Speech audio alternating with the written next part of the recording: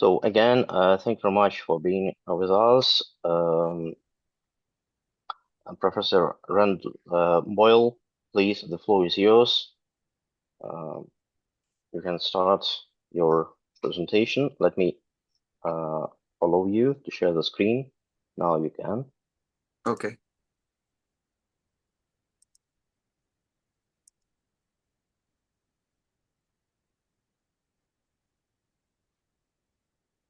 Okay. Hold on just 1 second. There we go.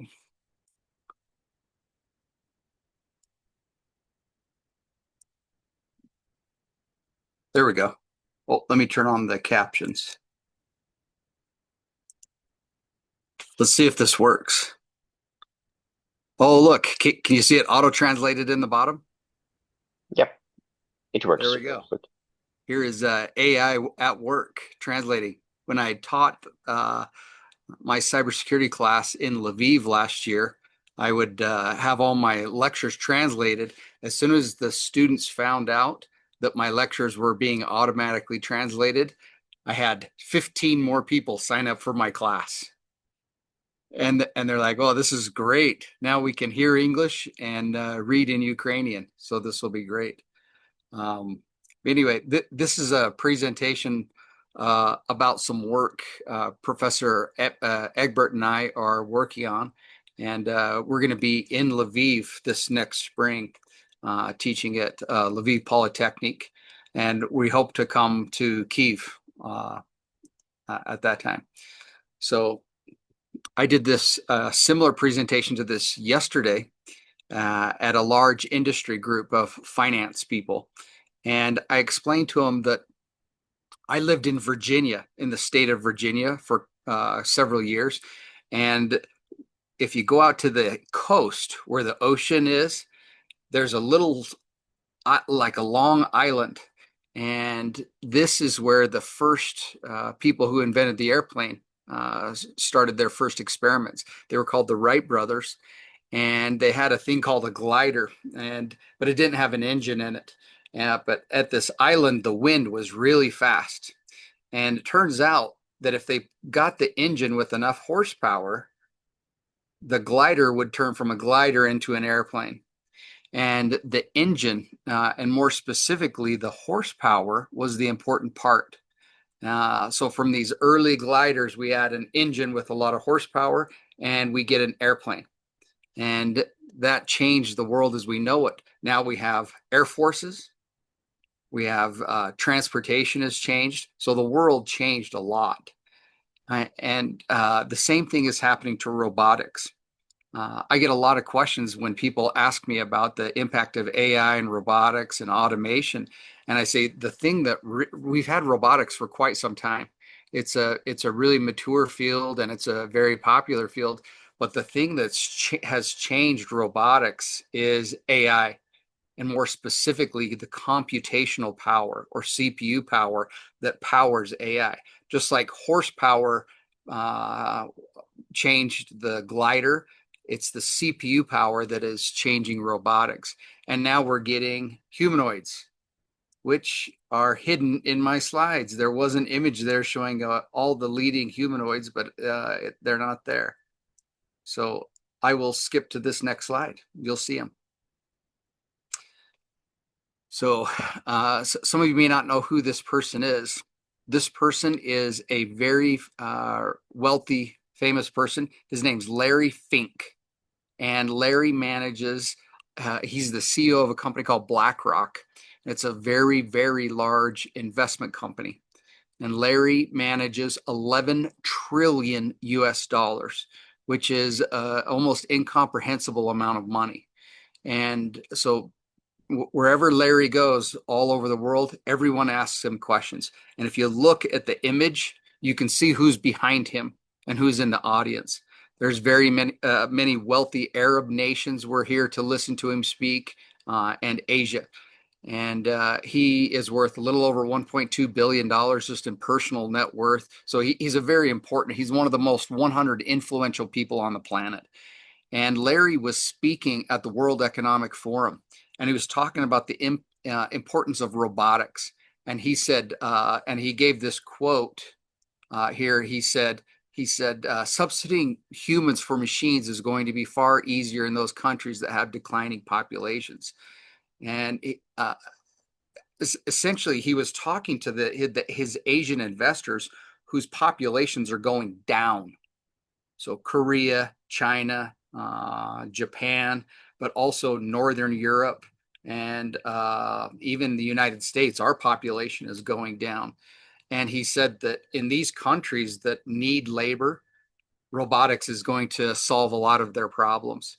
And he said in this second quote here, he says the biggest opportunity for every country is going to be, how they're going to adopt their own tech and their own AI.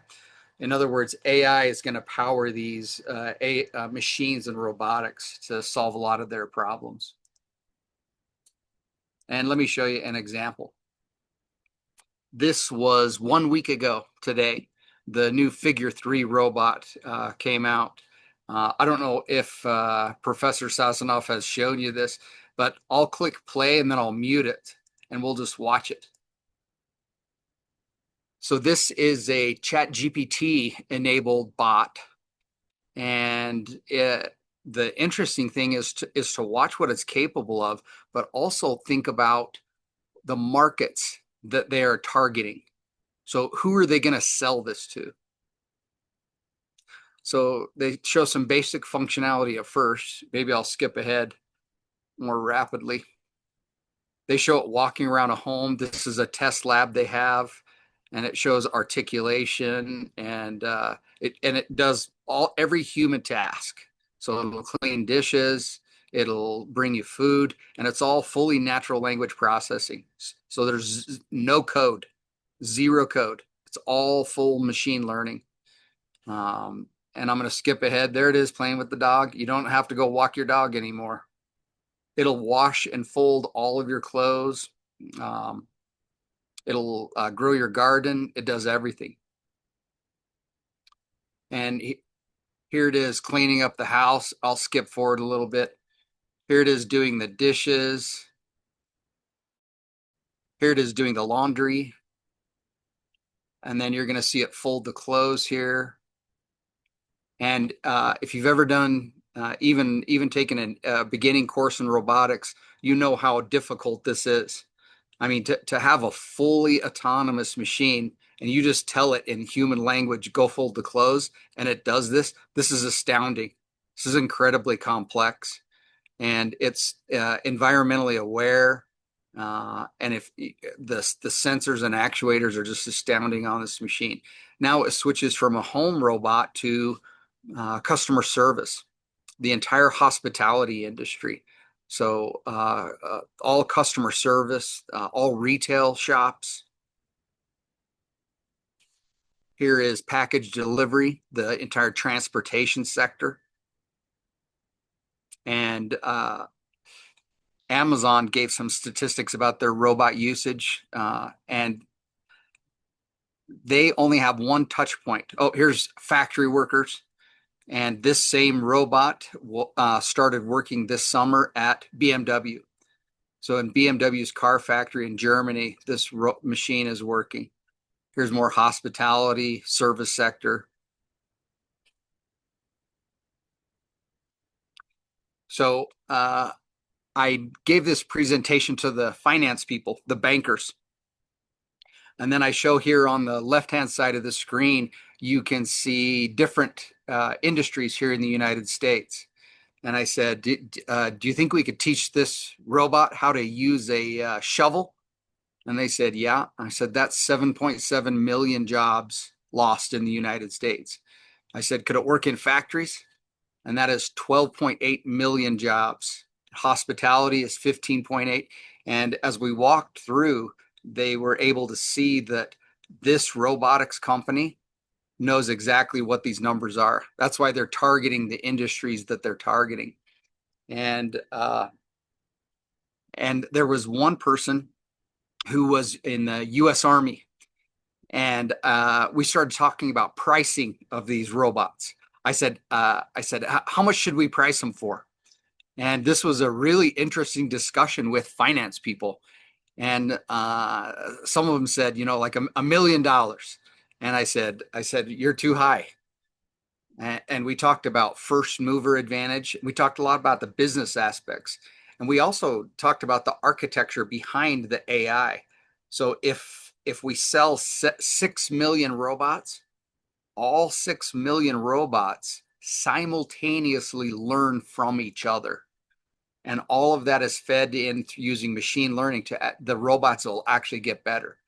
So this hive learning is really, really key. And this is why you may see these robots sell for as little as $10,000 or even less. The Chinese are going to sell their robot. They've already advertised it for $8,500. It's pretty astounding.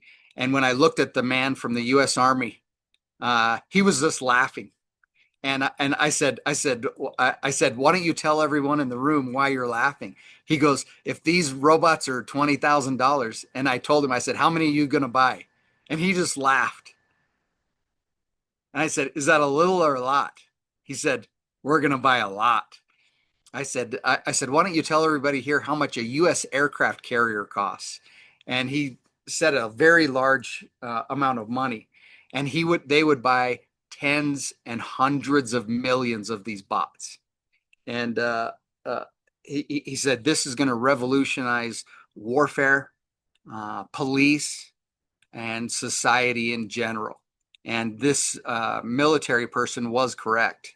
And it's not the U.S. military is going to order 10 million units, maybe 100 million units, and every military will order these. But when you show leaders this demo, they get super excited. And truthfully, I think this is one of the least, or this is one of the top 3 humanoids out there.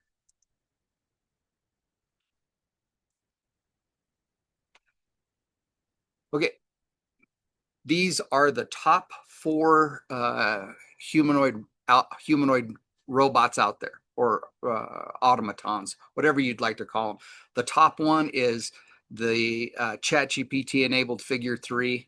The one on the top right is Google Gemini, their robotics. I think they're the most advanced currently. And I'm going to share these slides with Professor Sasanov, and he'll be able to send you this, and you can go click on. Maybe I'll click them. You can watch them, but I'll mute them.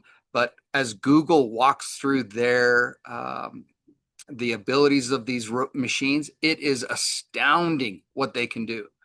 They are fully environmentally aware, so that they know everything they see and the capabilities that how they could use everything they see.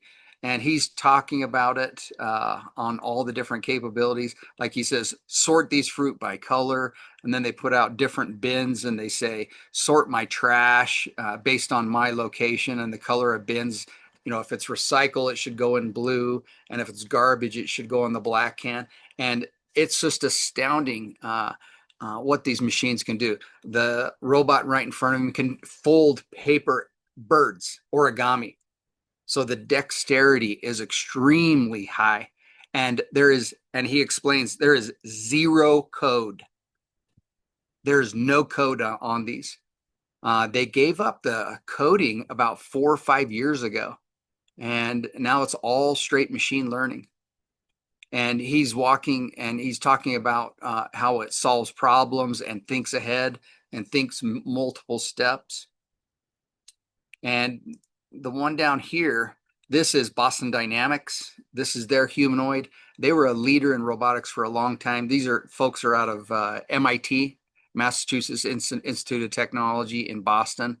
And see, back in 2015, Google acquired almost every robotics company in the United States. And they sold this company, Boston Dynamics. Let me pause this one. Hold on just a sec.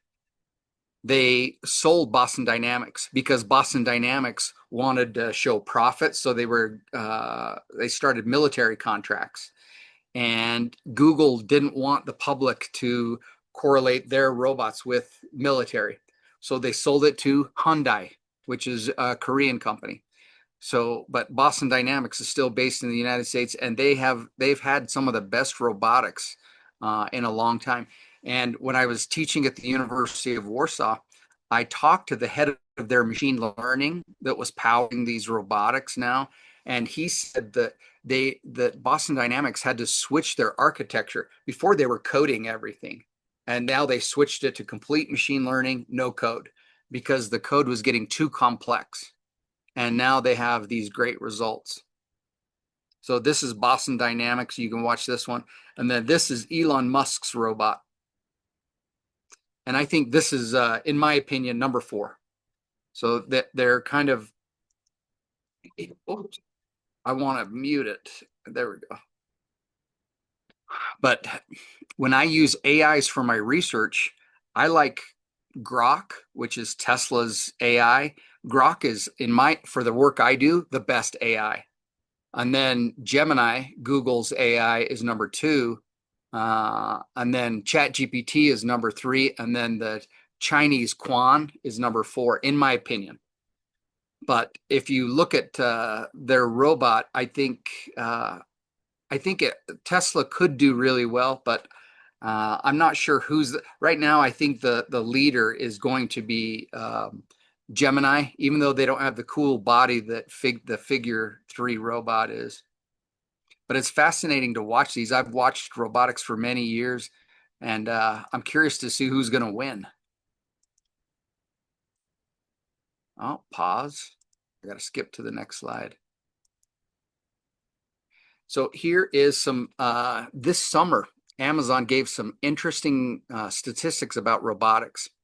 In 2015, they shipped 175 packages per employee. 10 years later, in 2025, they shipped 3,870 packages. That's more than 100% increase for those of you struggling with the math. That is an enormous increase in productivity. And when I was talking to these bankers and finance people, they couldn't believe it. They're like, is that number correct? I said, those are correct numbers. Amazon gave us these numbers this summer, and all of this is due to robotics. And they said, it's only that person who delivers the package from the truck to the door. That's the only time a human touches any products in Amazon. And also their bottom line and their profit is going way up. Not a little, a lot. Thousands of percent increase. So people ask me, why is robotics going to be the next big thing? Which I'm fully convinced that AI plus robotics together, these smart humanoids, it's an enormous market. And most of the large investment houses and banks here in the United States are issuing the same advice to their investors that this is the next big thing. And Amazon proved why. That you can get 2,000% increase just by using robotics and AI. And the CEO of Amazon, he says the same thing. He says, we're using AI to improve inventory placement and the efficiency of the robots. In other words, it's the AI pushing the robots and guiding the robots. It's the AI behind them that is really making them very, very efficient. And he says they're going to reduce their workforce. So Amazon has about 1.6 million people, but they turn over their employees about 700,000 employees per year. So they have a lot of employees, but they fire and hire and retrain a lot of employees. So they can easily reduce their staff very, very, very quickly. And that's what the CEO said. So you're seeing, and American companies right now, they're shrinking, and most of them have said they're going to shrink about 25 to 30% in terms of layoffs, and they're just not going to hire people. And here are the layoffs in the United States for large tech companies. What they're trying to do is free up capital or money so that they can use it for AI and robotics. They're trying to automate knowledge worker processes and physical labor processes. So you're seeing the tech job market in the United States is very difficult right now. And this is intentional. The economy is not bad. In fact, their stock prices are going way up. My children have stocks, and they made 26% in this half of the year. And they're like, Dad, the economy's going awesome. And their stocks have gone up and they've made a lot of money. But and I point out to them that there have been a lot of job losses, and we estimate 400,000 tech jobs lost. But what's happening is AI and these robotics, humanoids, they're actually starting to replace workers. And we've known this was coming for quite some time. Here's just some of the industry reports and experts that we've known for many years that this is going to occur. And almost every day I check the news. Professor Egbert and I watch the news, and we see a new study almost every single day. The U.S. finance and money, the people that have money in the United States, this is their number one concern. They spend all day tracking AI and robotics. And there's huge inflows of money. So when the president of the United States went to Arab countries, he came back with $4 trillion in cash money. And they want to invest it in one place, AI and robotics. That's where they wanted it. And since then, you've been watching this money roll in. They're putting data centers in. They're boosting AI. Here in my state of Utah, we're getting a large computer chip manufacturing plant. It's really accelerated substantially. Here is why. And when I show this slide, the bosses, the CEOs, they cry, tears of joy. It's hilarious. And the workers, you can tell who's a worker and who's a manager. The workers get sad and kind of mad, and the managers and owners of the companies, the CEOs, they start crying and want to come give me a hug as I'm giving the presentation. This is the greatest slide they've ever seen in their entire life. So you see two columns right here. The one is the benefits of AI and robotics. These are enormous advantages that machines and AI have. One of the big ones is just theft. In the United States, employees steal 6% annually. Just employee theft is 6%. So if you get rid of the machines, or excuse me, get rid of the humans and put machines in, you save 6% on your bottom line finances right away. And every employer knows this. It's just employee theft is 6%. So because a lot of people say, well, the machines are going to cost something. I said, the humans are the expensive ones. In the United States, you have to pay for health insurance, which is the number 3 cost to companies, the 3rd largest cost to companies. And again, the machines may break down a little bit, but healthcare is just an enormous cost in the United States. But they work 24 hours a day, 7 days a week. There's no unions. There's no arguments. There's no sexual harassment lawsuits. It's very common for employees to sue their own employer here in the United States. Hold on just a sec. I'm checking the time. Artem said if I go over, I'm going to be in big trouble. No, not at all. Oh, okay. So please go ahead. Okay. It's very interesting. So even if you overcome the time limits, it's okay. Please. Okay. We'll take questions at the end, and you can ask everything of me and Professor Egbert. But the humans, when I gave one of these talks about 6 months ago, and the humans wanted to know what they could do to keep their jobs, because and we're going to talk about how many jobs are going to go away here in just a second. But I said, look at the column here on the right-hand side. That's what you need to be doing. These are the things that can be difficult for AIs and robotics to do. But the things on the left are huge advantages to employers and companies.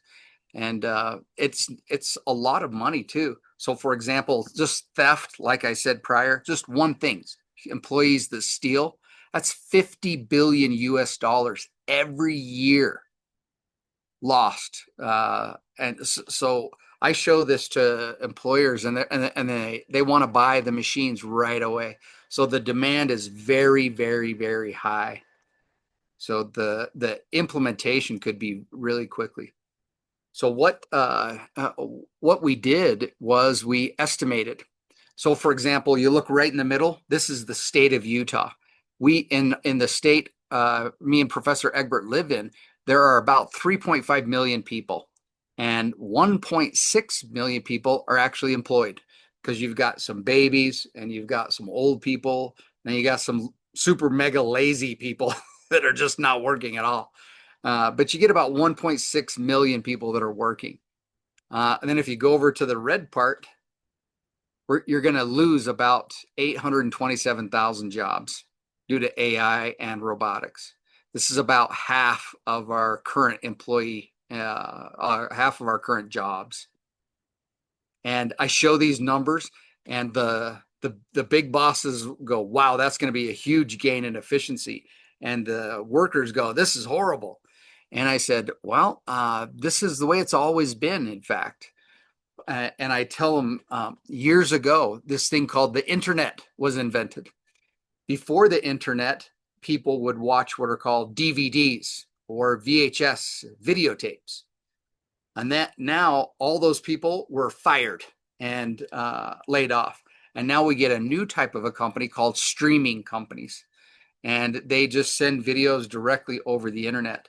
So all the workers that worked for these companies, like Blockbuster was a big company here in the United States, they are now working for Netflix. But the type of work changed. So you went from a not very smart worker that would rent videotapes or DVDs to a worker that managed large storage area networks, does cybersecurity, does analytics. So yes, we're going to see job losses, but we're also going to see job creation. And we don't know exactly how to estimate the job creation numbers, because we don't know what some of these jobs are going to be. But we said, okay, well, what if we look at all the jobs? Which states in the United States are going to be most affected? And you see, here's the state we live in. We're at 51%. And if you go just over a little bit, you see some states are less affected, mostly because they have less employees that do manual labor, or they have more complex jobs. And here's the money. So the leaders of our state, the governors, they want to know how much they're going to lose in tax revenue. So we're going to lose about $37 billion annually in wages. And then, 10% of that is tax that goes to the state. But I when I talk to these leaders, I say, yeah, we're going to lose some money due to automation, AI, and robotics. But if we can get a highly trained workforce, we can get the new jobs. So what we want is all of the best jobs to come to our state in Utah. And we want no good jobs to go to any other state. We want every other state to be bankrupt, losers. We want to be winners, and we want the other states to be losers. It's kind of a joke, but kind of not a joke. And you're going to see countries do the same thing. So what is going to be required is you're going to have a more specialized workforce, and it's going to have to be more technical. The easy jobs are going to go away, and the more hard, complex jobs are going to pay a lot more money. And in fact, these are the most common jobs in Utah, the state we live in. And you can see the percentages over here on the right-hand side of how many people are going to be lost to these really common jobs. And the planners in our state really want to see this. Here's the jobs that are going to go away the most. You can see that here. Interesting, huh? Laborers, it's easy, repetitive tasks that are not very complex. You're going to see near 100% replacement rates. And that was my job working through college. I did freight. I unloaded trucks and moved them. My poor job is going to go away. Here are the least susceptible jobs in the state where we live. And note that they are in biomedical, engineering, science, technology, and some of the complex trades like an electrician or a plumber. So we need to retrain our current workforce to be more like this. And this is the advice that we're giving to our state officials and to universities is we're transforming our workforce. So, for example, instead of people being employed in human resources, for example, now it's almost 3 months ago, a company called IBM, a very large computer company, they laid off 8,000 human resource workers. 8,000. And these were very highly paid, very good jobs. They made a lot of money and they fired them in one day because a company called Microsoft developed software that was AI backed and did the entire human resource function. So, and I showed this in my class and I said, what major do you want to choose for college? And there were some people that still chose human resources, and I couldn't believe it. I told them right to their face, human resource jobs are gone. And they still said, well, maybe I'll just stick with this major. And I was like, boy, you're not very smart. You should choose engineering or go into robotics and learn from Professor Sasanov. That would be the smart thing to do. But here is our automation by job type. So a lot of office and administrative jobs are just going to go away. So a lot of the easy office jobs that don't require a lot of brain power or no creativity, those are all gone. Factory automation.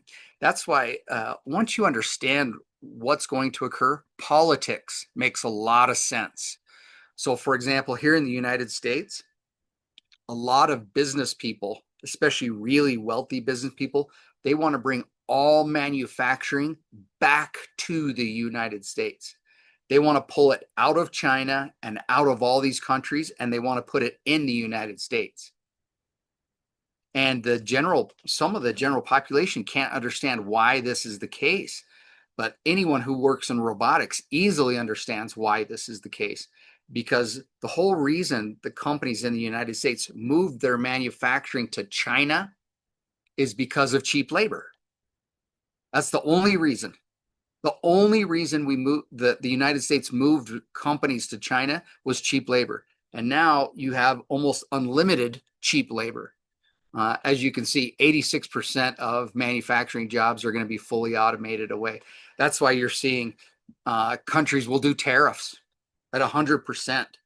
And it doesn't even scare them because we have fully automated workforces and they want everything manufactured here. But there's certain things that cannot be manufactured, like rare earth elements. And that's why the president of the United States said he was going to implement 100% tariff on China. It's because China came out and said, you can't have any more rare earths. And that really made the president of the United States mad. So he said 100% tariff. And that caused cryptocurrency to drop almost 20% in a few hours. And I watched that drop occur. In other words, economies around the world are interlinked. And when two of these interlinked economies start fighting, you're going to see wild fluctuations in the stock market. But if you understand the robotics and AI that are pushing these decisions, it makes a lot more sense. So robotics is far more important than a lot of countries understand. Here's automation by risk of group. We know exactly which jobs are going to go away. It's very likely. Here are so there's disagreement.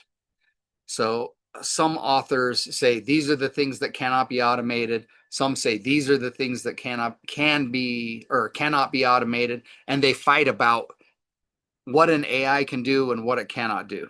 So there's not universal agreement on everything. So here's just some of the things machines can't do, but there is fighting about what they can and can't do. So what we did, we estimated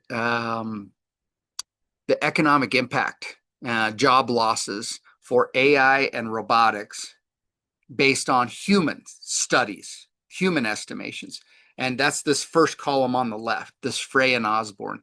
And then what we did, we asked 4 different AIs, the leading AIs, to use all information available on the planet and have them estimate job losses in the United States by occupational code. So for specific jobs. And so these are 4 AIs with unlimited access to data and information. And they came up with almost the exact same answer. This is what's shocking, is that yes, there's disagreement, but it's within a range. And there's actually pretty tight agreement on what's going to occur. Grok, or Tesla's AI, it had the most positive view for humanity and said you're only going to lose 56 million jobs over the next 20 years. But the humans were the most brutal and mean, and they said you're going to lose 73 million. And here's the money, the lost money. So the humans estimated that it's $3.5 trillion lost annually from the US economy. And the AIs, you can see their estimations from Google Gemini, Grok, the Chinese AI Qwen, and then ChatGPT. Because when we present our findings about the economic impact, they said, well, how do you know you're right? And we say, each of these AIs used a different method to estimate job losses. And they all came out with almost the exact same thing. So there's the economic impact. This is the slide that makes humans very happy. These are some of the hot jobs that are going to be new. And these are the jobs that when I talk to our president of our university, our rector, I say, these are the jobs we want. We want to get rid of half of the majors and teachers on campus, and we want to hire these people that can teach these classes. So these are some of the new jobs that will be created. And you can see a lot of these human AI specialists, robotics engineer. For the next 20 years, being a robotics engineer and an AI architect, these are going to be some of the hottest, highest paid jobs in the entire world. And I know Professor Sazonov has lots of students in this area. I worked with people in Lviv at Lviv Polytechnic, and they know this as well. And they are moving to try to shift their student bodies and their education into this area. In fact, the university where we're at, they took $12 million US dollars away from us. And we had to fire 37 faculty last year, 37 professors. And they said, you can have some of the money back, but it's got to be in these high demand areas. So even our government in our state is taking away money. And then they say, you can have some back, but you got to do high tech, these really high demand jobs. So while this seems unbelievable in Europe, in the United States, they're more aggressive, and they will get rid of some of these low performing jobs that are just going to go away. And so this is what's actually occurring. This is a hard slide for people to understand. So on the left-hand side, you see IQ scale, how smart you are, your intellectual quotient. So in general, IQ is about average is 100. And you'll see the list of the smartest people on the planet on the right-hand side. There's Albert Einstein, second from the bottom, somewhere between 160 and 190. And I show this chart because what happens when let's say an AI has an IQ right now of 70 or 80, and they can do the same tasks that a person that has an IQ of 70 can do, which isn't a horribly smart person, but it's an okay human being, right? The US military says that their cutoff is 80. In other words, if you have an IQ below 80, they won't accept you into the military. If you have an IQ above 80, you can come in. They say 80 because they say there are no jobs for people to do if they have an IQ below 80. What happens when the AI gets over 100 or 150 or 200? Or what if it hits 2,000? A lot of these jobs are going to go away. There's many things AI cannot do. For example, there's a set of very complex mathematical problems called the millennial math problems. And if you solve any one of them, there's, I think, 6 of them left. But if you solve one of them, you get 1 million US dollars. And many people have typed in these math problems into ChatGPT and all these AIs and say, solve this for me. I need $1 million. And it always says the same thing. It says, I can't solve unique things. I can only do things that have a lot of training data and that are repetitive. So, but anything that's repetitive and has been done before, once you get an AI of 20,000, it's going to be really hard for people to have jobs that are not creative. So you got to focus on creativity, unique problem solving, collaboration. These are the things that these machines cannot do. And you say, well, that's going to be a long time before it hits it. No, it's not, due to what's called Moore's law. And Moore's law says that processing power is doubling every 18 months. And remember back to the first law, or the first slide, it's the horsepower or the processing power that actually makes the difference. And the processing power currently is doubling every 18 months. In other words, the AI is getting twice as smart every 18 months. And the people who create these AIs know this. That's why ChatGPT is recompiled every 6 months. And it costs them $250 million every time they redo it, they recalculate it. So it's very expensive, $250 million every 6 months. And it's all processing power. So they have to go out and buy huge amounts of compute. This is why the US government is spending just trillions of dollars building brand new data centers, thorium reactors to produce enough energy. And they're talking about fighting for water because these large data centers powering these AIs are going to use huge amounts of water. So these are the conversations that are occurring right now.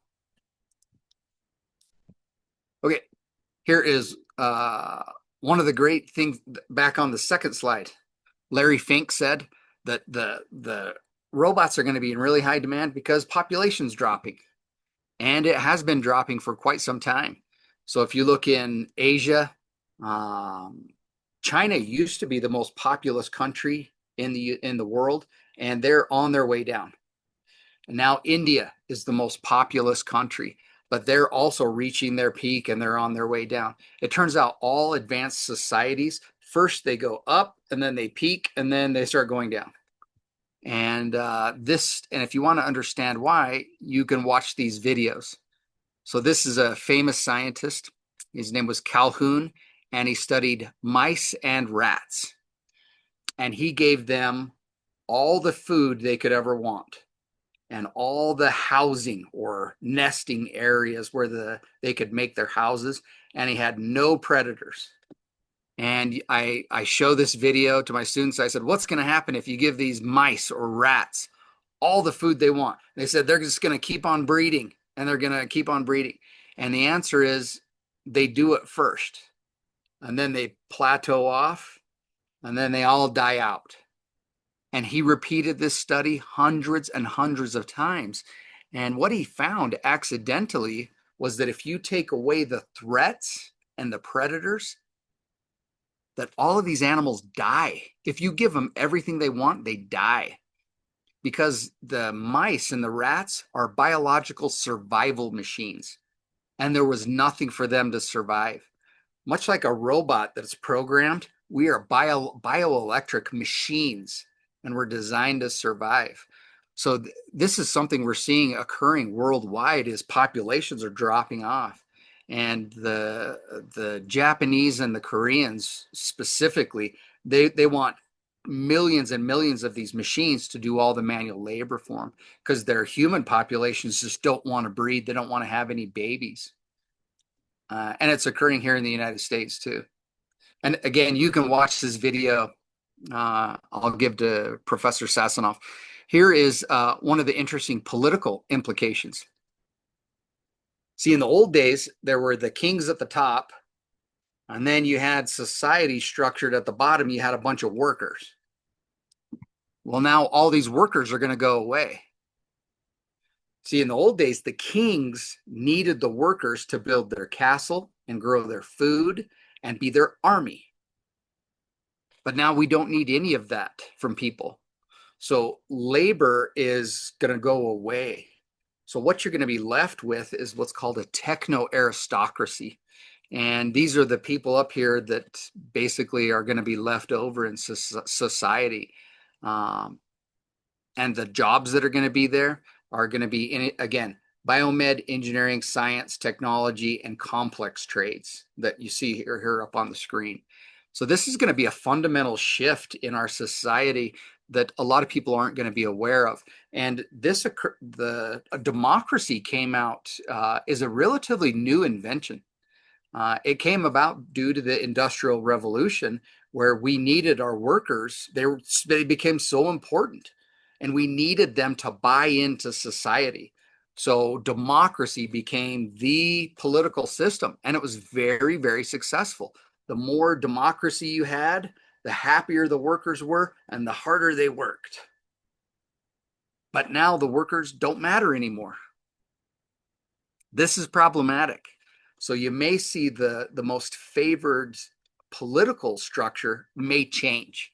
It may not be democracy anymore. It likely will be an aristocracy supported by the most innovative, high-tech workforce that they have. This is most likely. So, and this worries politicians greatly, especially in democracies. And if you want to read more about this shift, we're in the fourth industrial age. We're going to ship lots and lots of machines. And here is just some of our correlations between what we predicted and the machines predicted. In other words, we know pretty close. We don't know exactly what's going to happen, but we know pretty close to what's going to happen. And you can see the predictions, and here's their methodology on how they actually estimate job losses. And I've got lots of these. You can go through all the different methodologies. So they're actually really pretty close to knowing what's going to happen. I think I'll pause here, and that's the end of my prepared slides. I tried to leave enough room for some discussion, and you can ask me or Professor Egbert any questions you want. All right. So thank you very much, Professor Boyle, for your presentation. Awesome material, and everything that we currently facing with use of AI, such as ChatGPT, Gemini, and many others, we are facing new problems in society. Because, as you said, machines are replacing humans, not because of some disadvantages of human labor, but because we have more possibility from machine learning, which replacement humans with these machines bring us to completely new technologies with more accurate decision. I mean, industrial solutions, more reliable technologies. But on another hand, the human population lost their job marketplaces. Thank you very much. And I see we have some hands raised. Please, the first one is Rinko Maxim.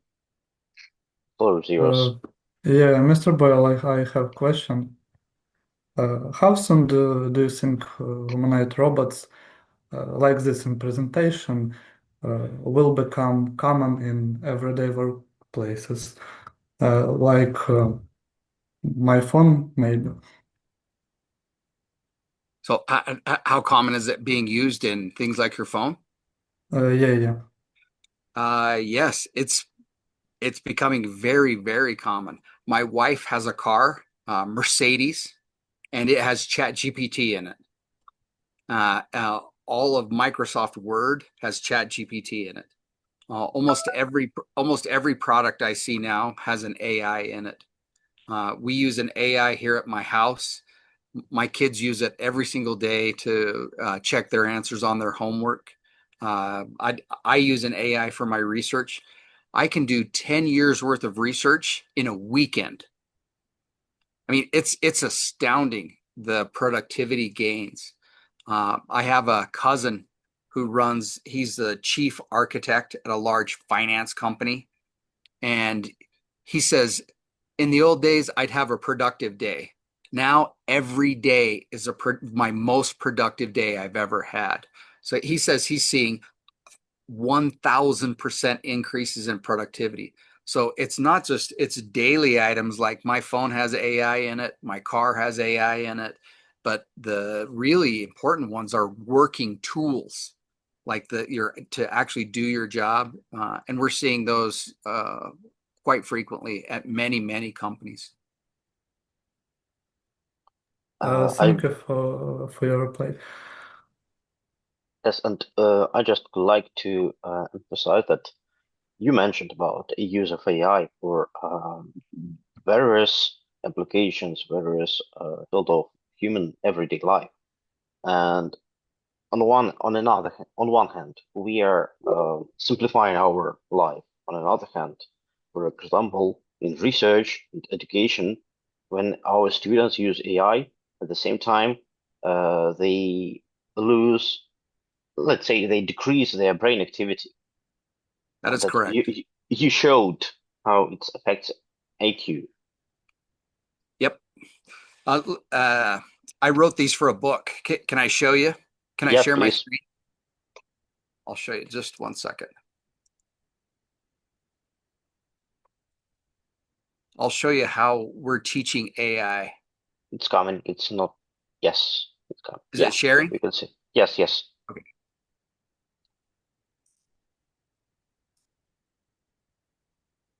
Hold on just a sec.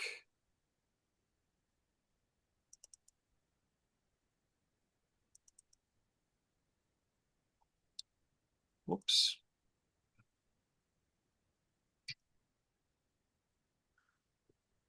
So yeah, yes, you are correct. If you use AI for it will change your brain and you can become lazy. What these are, there's this a guy had a taxonomy or a way of thinking about cognitive skills, and his name was Bloom. And what he said is that the basic cognitive skills are like remembering things or facts. So when we ask an AI, when people first start using the AI, they ask them these remembering questions or just ask them a fact. But what we're teaching our students is to not just ask questions with specific answers, but we want them to ask really complex questions. So, for example, one of the questions we teach our students is say, develop a business plan for a drone startup company, or create a factory layout for an assembly, storage, and shipping for an AI drone manufacturer. In other words, we're trying to teach our students how to use AIs more effectively and to get their work done. The hard part is students have to learn how to ask the correct questions and how to ask complex, useful questions that have more complex and answers. So the answer is if we stick to this low level remembering and we never move to these higher, more complex level questions, it will damage our society and change our humans. But what we want to do is use AIs for these more complex questions. And we're starting to teach, here's another chapter. And we're trying to teach all of our students to move to these more complex questions. And yes, it will change us as humans and make us slightly more cognitively lazy, but we're finding that people don't want to be cognitively lazy or mentally lazy. They want to ask the hard questions because they can get huge productivity gains. Just like I did when I learned how to use an AI for research, it was awesome. I could do decades worth of work in a day. So being lazy doesn't do you any good.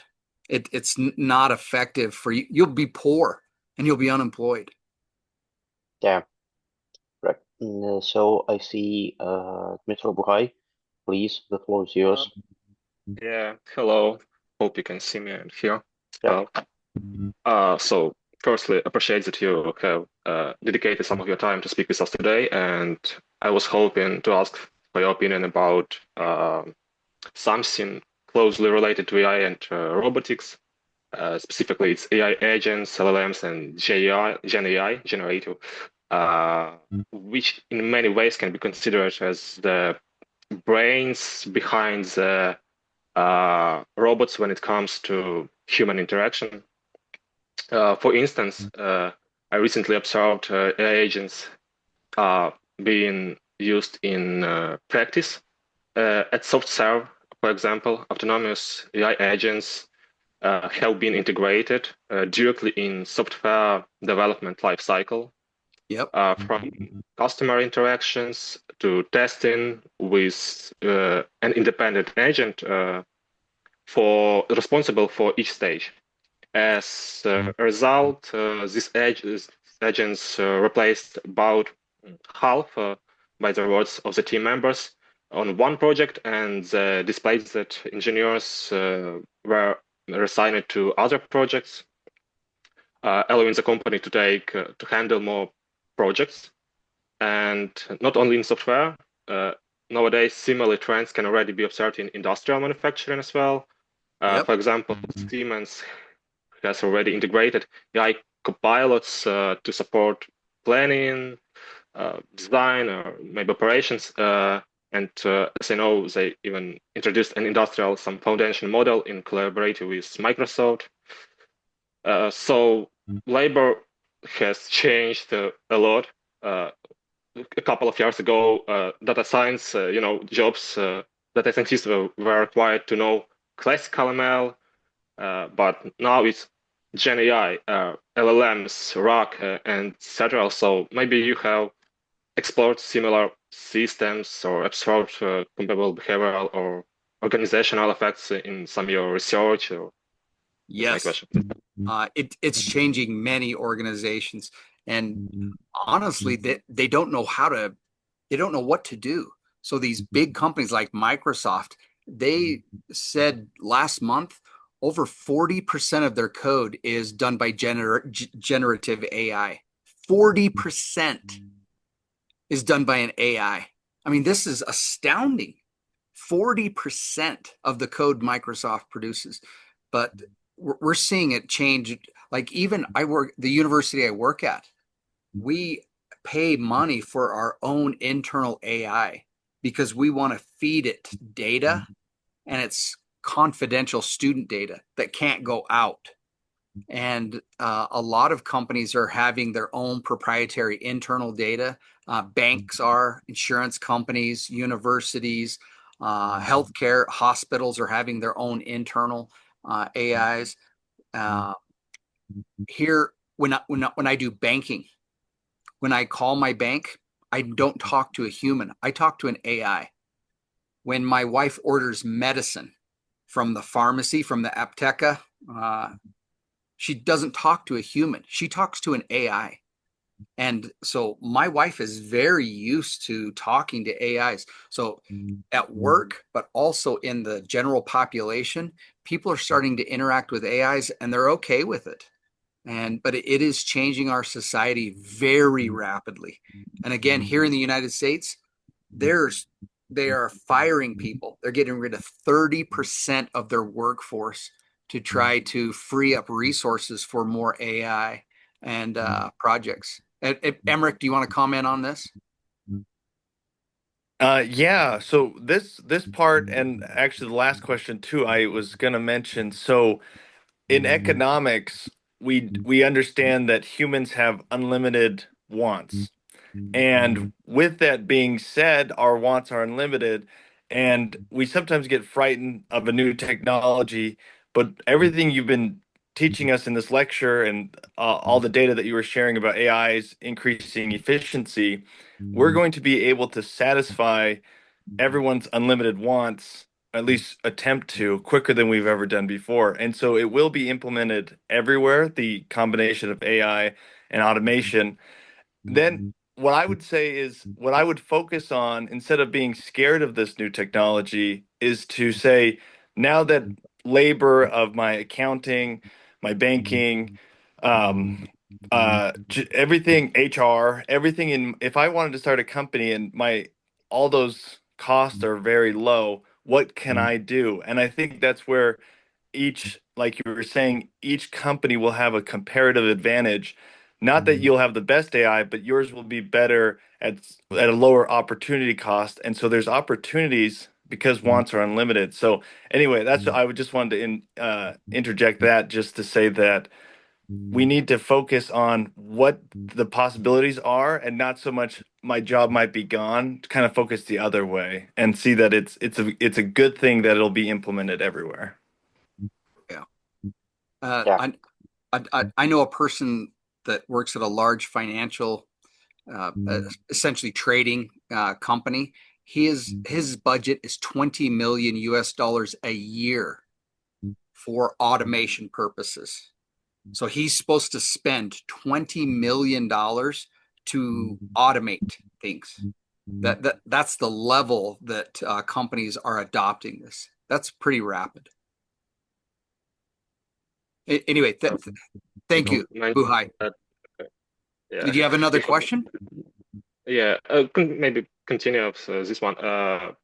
You have mentioned some problems with security, and that's true. Companies feed the users' data or their own code, which is secured with an NDA, so to the models, and these models can use it to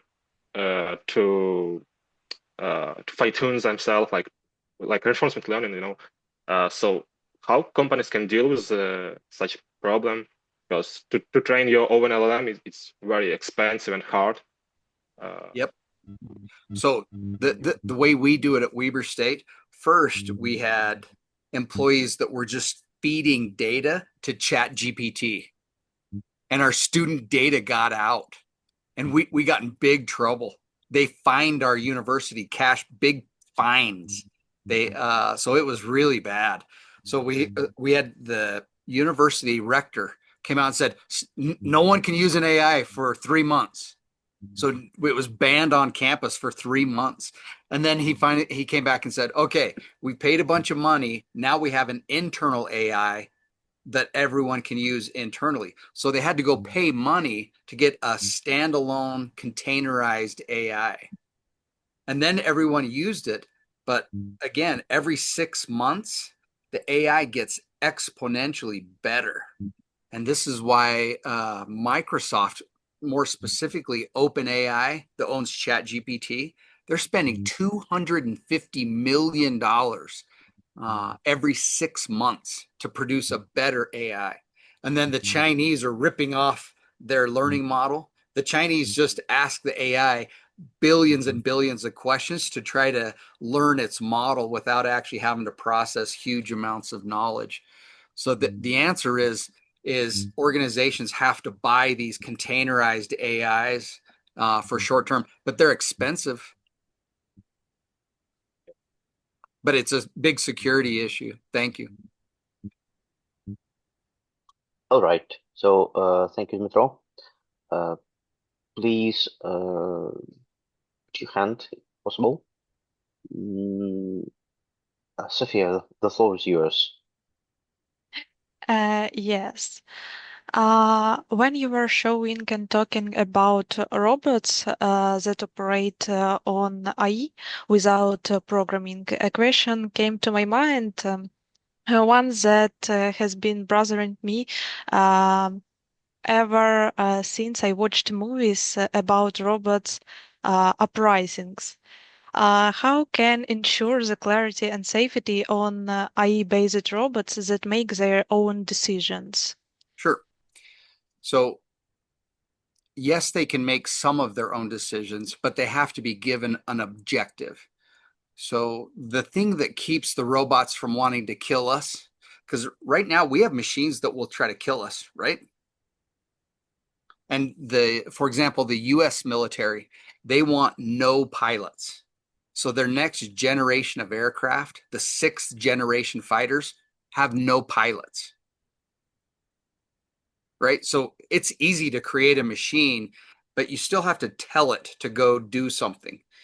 But the reason why AI won't try to kill us is because it doesn't have what we call instincts. So for example, every human has instincts to stay alive, procreate, and improve their position.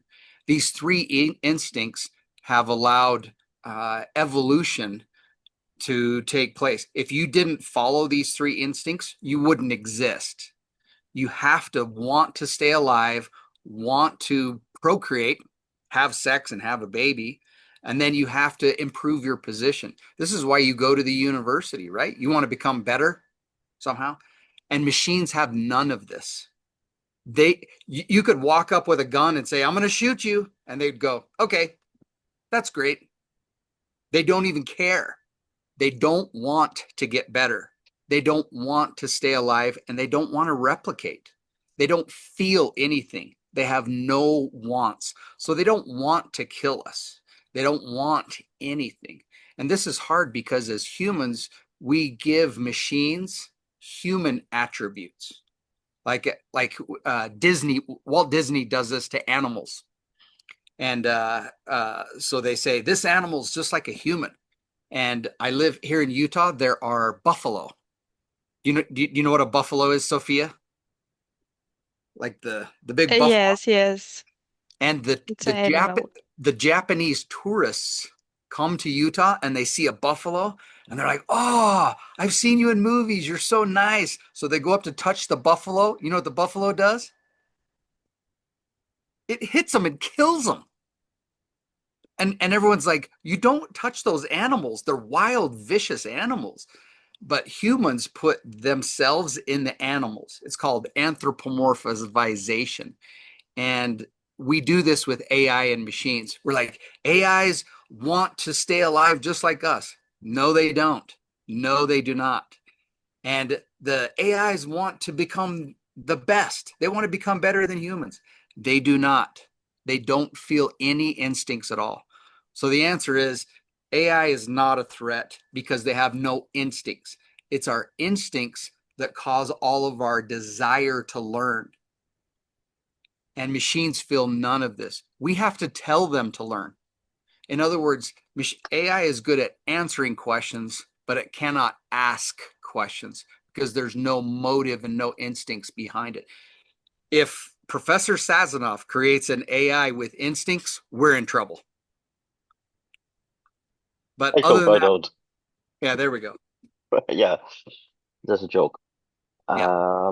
I'd like to add that when we are talking about AI in some specific areas like healthcare, for example, um, within most of European research projects funded by European Commission Horizon Europe program, I believe you should be familiar with such funding program because since January, even Canada can apply or can submit a proposal for that funding. So one of the most important stuff that we are describing in every proposal is ethical issues.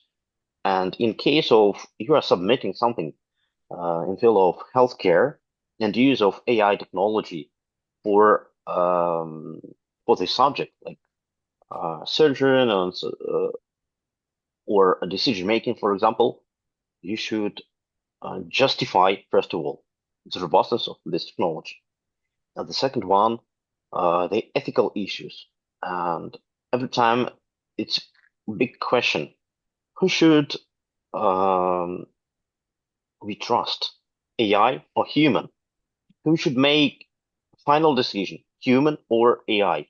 I've had such problems in one of my proposal that have been submitted. For that purpose, I've invited a professor in field of legal and ethical issues of use of AI for medical purposes. It's a big issue for European Union because maybe for US it's not so important, but in European each country has its own regulations use of AI. As you said, that you have the university, you have your own AI model fed by external, your not external but internal data of your students. In European Union, sometimes it's impossible because even in Germany, they do not allow sometimes data to leave not the state border, but the border of specific institution, Exactly. healthcare institution, medical, or any other institution. And this is the challenge when you should exchange data, medical data of the patients, how to perform that. Because in the Netherlands, they are more open. They can share the data. They are following fair principles. In Germany, it's not. And even in Italy, most of the data are still in paper. Yep. So it even the stage of digitalization of those data, it's also quite complex. It's not so simple as we expect.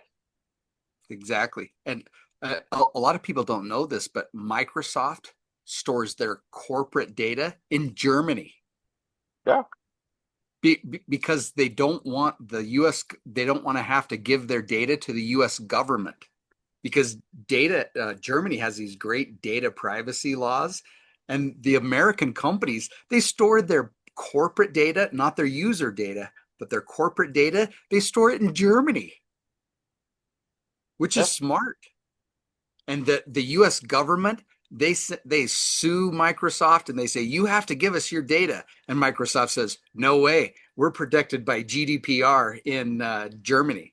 And it makes the US government so mad that Microsoft and a lot of big tech companies in the United States, they store all their data in Germany. So there are different ethical systems and models. You are correct.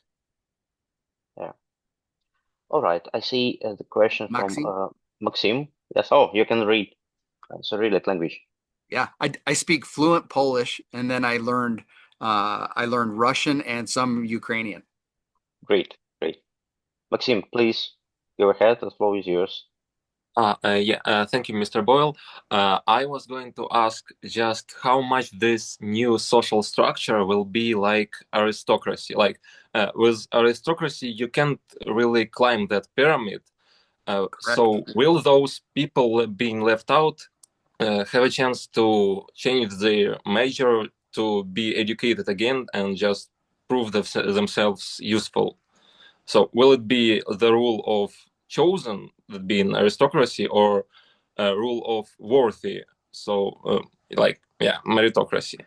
Yeah, that is a very, very good question. I don't know the answer for sure, but based on the way it's changing now, a lot of it will depend on your ability to innovate and solve unique problems. And you can move up that hierarchy. And a lot of it will depend on your IQ, how smart you are. For example, if you have a low IQ, you're not going to move up in the hierarchy. But the hierarchy in a techno aristocracy rewards innovation. So, for example, in hunter-gatherer, when we'd shoot animals, it was your strength that moved you up the hierarchy. When we're in an agrarian economy with farming, it was the amount of land you owned that moved you up in the hierarchy. So kings owned a lot of land, and that made them very wealthy. And then we shifted to the industrial age, and it was if you owned a factory, that's really what moved you up. So the Carnegies, the Rockefellers, all these big, really wealthy people that came out of the United States in the early 1900s, those were the people that moved up the hierarchy. And then you see the information age was started about 1995. It's people who controlled information. Those were the people that, like Bill Gates, Steve Jobs, those people that moved up. We're about to enter a phase where manual labor is irrelevant. This doesn't matter. And if you own a factory, it doesn't matter. But what will matter and allow you to move up the hierarchy is your ability to innovate and solve unique problems. But how steep the hierarchy is, I don't know. But for me and for my children, I try to give them enough stock so that they can earn money without working. So a lot of jobs may go away, but you still need to be able to earn money. So that's why I think we're going to see the stock market and stocks are going to go up steadily for quite a while. But I'm not giving financial advice. I'm just saying that as the number of jobs decreases like this and the pyramid becomes tighter, I think you're going to see corporate profits and profit margins are going to go way up. So it'll reward shareholders. So the wealthy people are going to be pushed up higher. And then you're going to get innovative people that are going to try to climb up higher. Great. Dr. Boyle, could I add to that? Yes, sir. Emmerich. Because that's definitely a good question. And right now, my PhD is actually in economic policy. So kind of focusing on how, again, political structures influence the economy. The Nobel Prize winners of last year in economics, they actually did their study on institutions and the type of political system a country has, which affects the economy. So going to your question and the previous question, again, it's a lot of the, as you said, AI won't try to kill us, but you could say that the user of the AI might. And so how do we kind of either control that, or how does the government kind of regulate so that, power doesn't, we turn into, whatever with that going that direction, with all the wealthy people and all the poor people get left behind. So what I wanted to bring up was we need to establish political governments, which again kind of has been established throughout a lot of the Western countries, more individual private property rights and having a government protect those private property rights. Not saying you need necessarily to have like social welfare programs, but along with that, as AI brings the price down, it hopefully will allow people to improve their standard of living and let them innovate at a lower price. I think you mentioned Larry Fink's right now is worth $1.2 billion personally, and as a company like trillions. Even if that gap widens, you could still have a high standard of living for those at the lower end, as long as private property rights are protected. And so, again, it should help lower costs. That I think standard of living should be rising, even if people do get richer on the top end. I mean, 1.2 billion is still a lot of money. So if he was at 5 billion, would that really make a difference, or could my life still get better? Yep. So yeah, just wanted to kind of interject that because I think that's an important question. And as long as private property rights are protected and you can't take advantage of other people, then like even if they get richer, we all like we've seen this happen before in other industrial revolutions.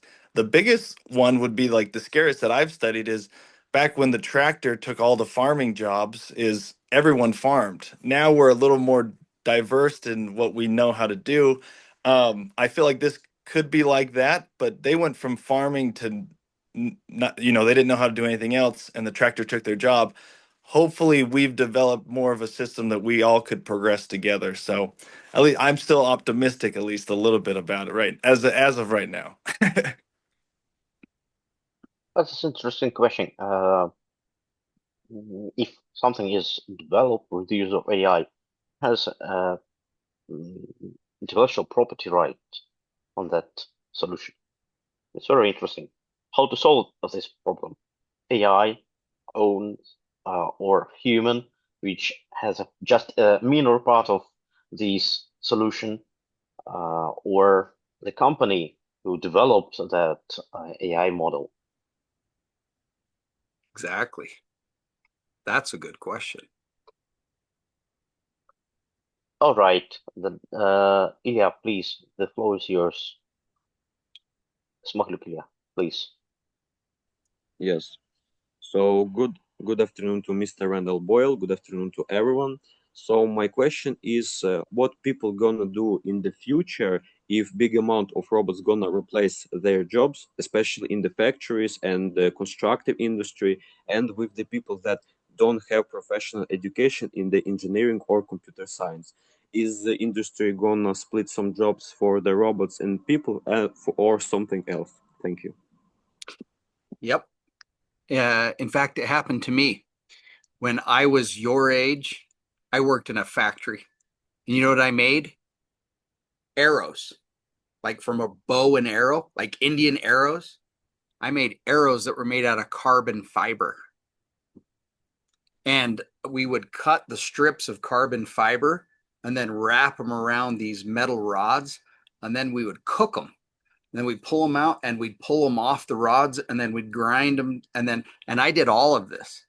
And one day they came in and they measured the strips of carbon fiber. And then they cut it with the machine and they measured the strips that were cut by the machine. And they said, Boyle, we're going to move you over to the painting machine.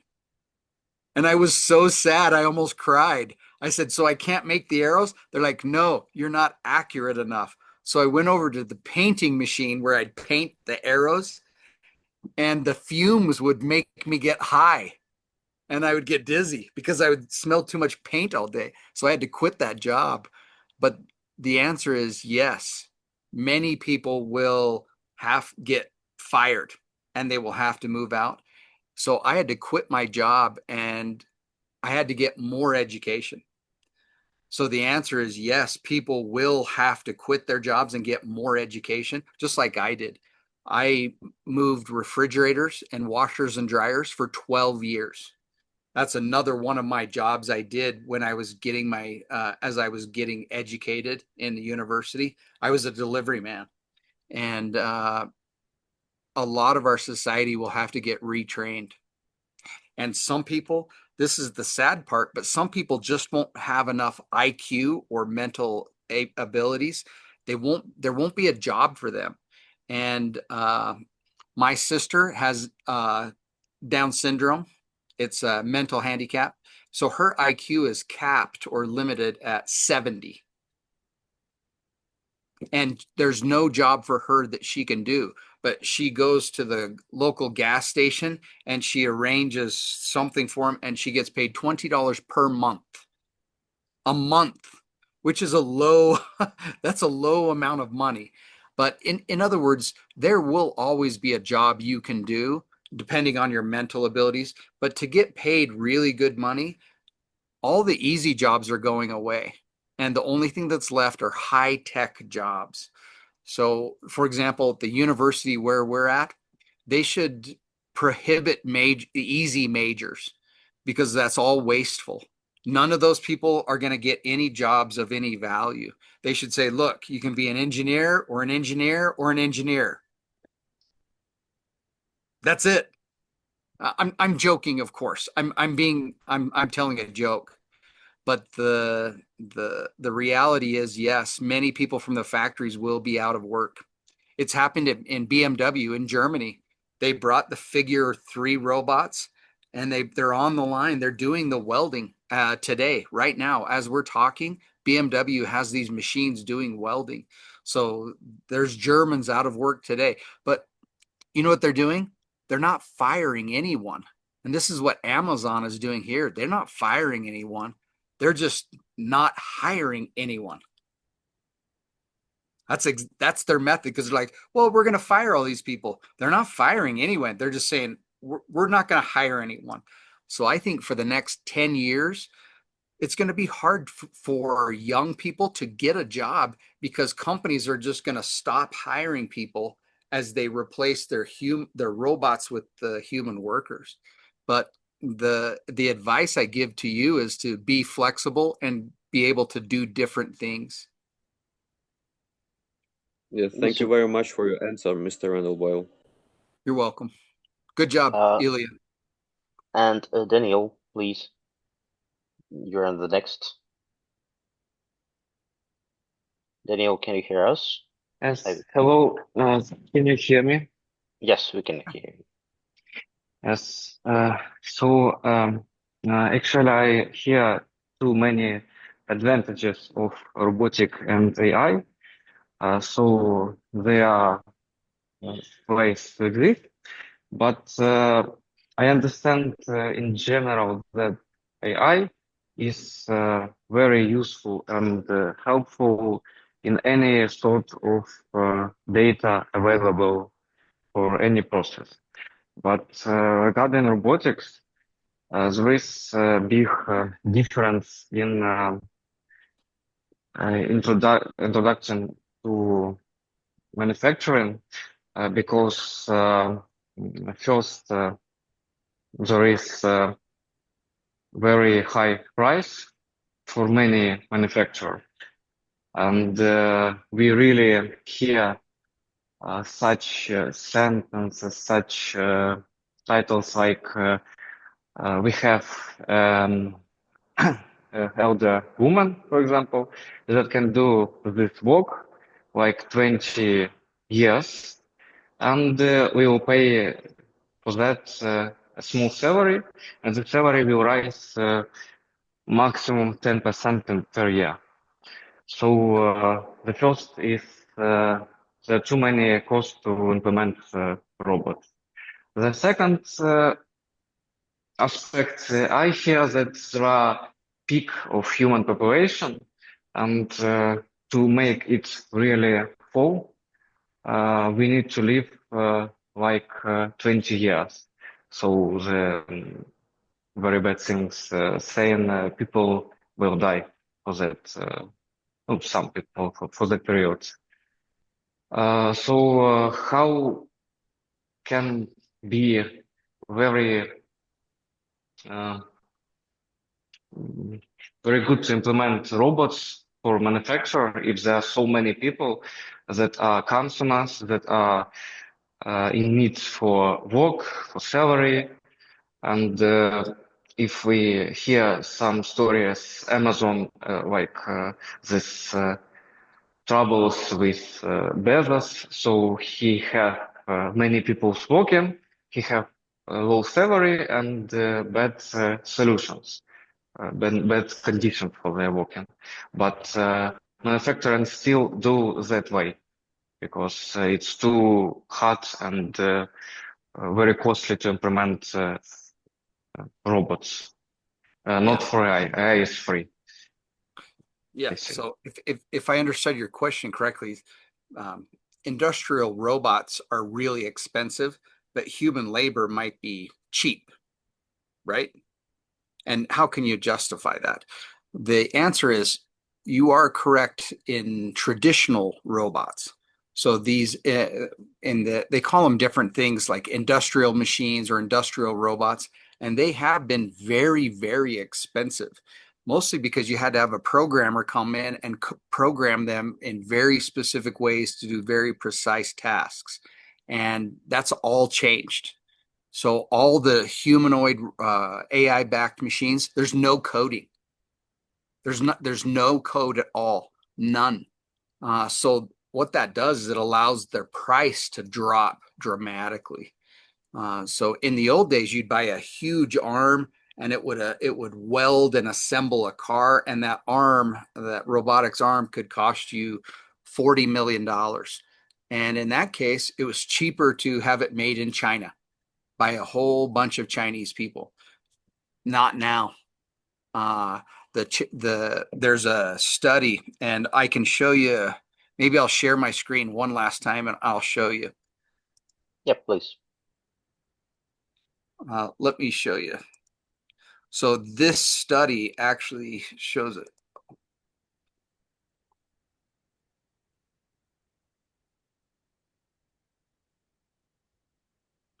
So this is a study by Morgan Stanley that addresses your exact question. Maybe. Okay, let's try it one more time. Hold on just a sec.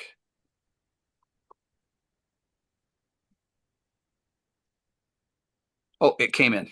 Sorry. So this is the answer to your question. Morgan Stanley is an incredibly large financial advising company, and they say, are robots really going to add value and how much? And they say $60 trillion. And because of the shift in architecture from massive coding to all machine learning and AI backed, the prices of these humanoids is going to drop really, really rapidly. And I'll skip ahead and I'll show you the important part. These are the companies that are going to benefit from this. So who makes the actuators, who makes the sensors, who makes the CPUs, who makes all these? And they actually go into pretty big detail. Let me see if I can show you the machines. So they actually go right into detail with the machine and the different parts. So and what they talk about this report is how the cost of these humanoids has come down so dramatically, exponentially less. And this is what makes them cheaper than humans, especially when you take into account all the additional costs like healthcare costs, theft, lawsuits, and all these other costs. It's much, much cheaper. So that's the main thing, is that the cost is going to be incredibly cheap. And then you take into account the fact that all of these machines will learn from each other. So the data is more important than the money. In other words, I may actually sell my robots at a loss to get them out into the world so they can send data back so they can all learn together. Tesla does this. If you look at the cost of Tesla's cars, they're almost selling them at a loss. But what all the data, when the Tesla cars drive themselves, it's sent back to Tesla, and Tesla uses it to train their automatic driving AI. And this is why Tesla has great self-driving vehicles, but Honda, Toyota, and all these other manufacturers do not, because they don't have the training data. So they may actually sell most of these humanoid robots at a loss. In other words, it may cost them $60,000 a unit, but they'll sell it for 10 because they're able to get the data back, which makes their AI that much better. So that's the long and the short of it is, but I highly recommend you go read this paper from Morgan Stanley about the value proposition, and I'll send this to Professor Sasanov too, and you can read it. But it's an amazing report that answers your exact question, so I won't tease it too much. Thank you very much for your answer.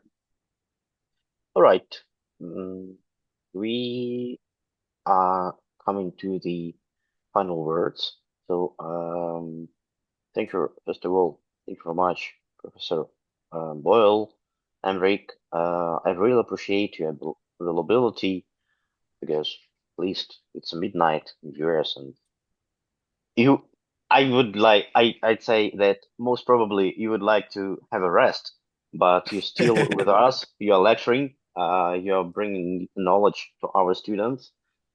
That's why I really appreciate it. Thank you, Professor Sasanov. Emric and I are so grateful that you invited us to come here, and we look forward to meeting you and your students in the spring.